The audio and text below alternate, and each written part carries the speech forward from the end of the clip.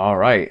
This morning we're going to talk a little bit about project management and project management in the real world.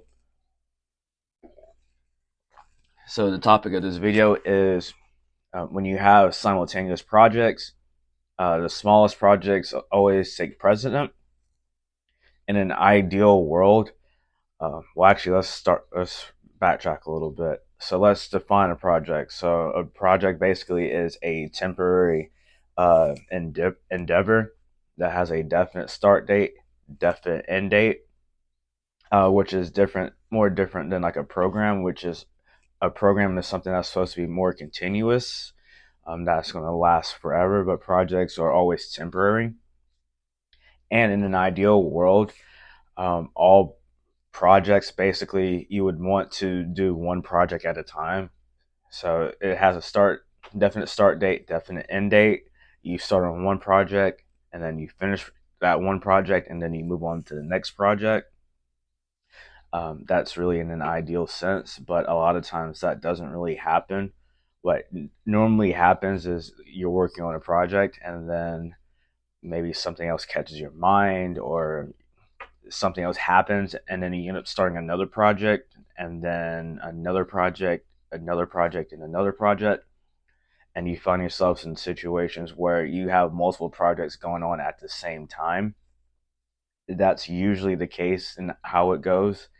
And so in order to deal with that, if they're all important or if they all need to be done, I've learned that the smallest of your projects always take precedent over your larger projects, because we want to get in the habit of finishing our projects so we can move on. And usually, if we've decided to take on a project, it's for a well defined reason. And therefore, that it's very important for us to get this thing completed so we can move on to the next thing, so we can move on to different phases of our lives. So currently, for example, I'm working on an audiobook, working on a hardcover book.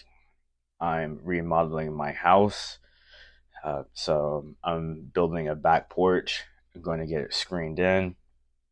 I've got to add lights to my living room and ceiling fans. I've got to replace carpet with faux wood.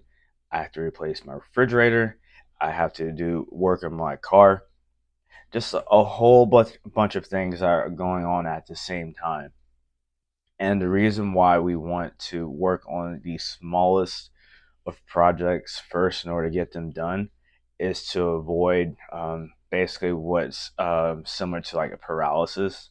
Basically, you're thinking about too many things at one time and end up getting stuck and doing nothing because you're too busy acting instead of thinking.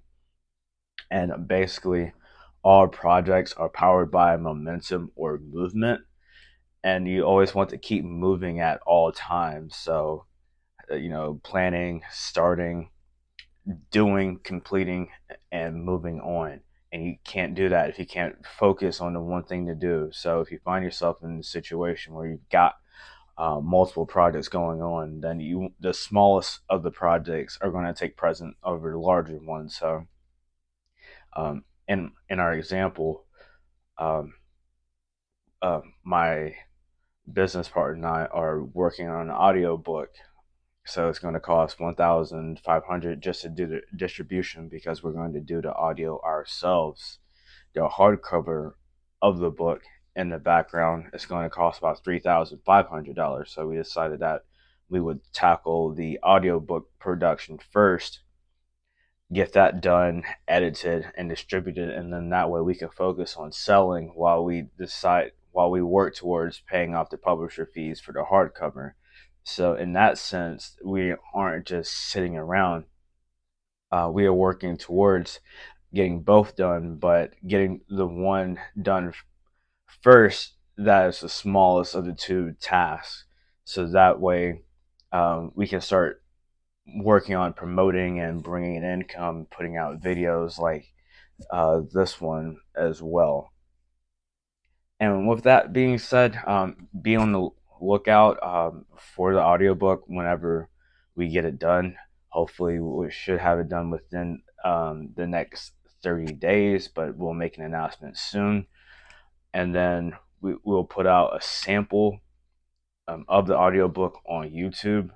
And then we'll start posting links in the description so y'all can go check it out and go buy. And don't forget to like, share, and subscribe.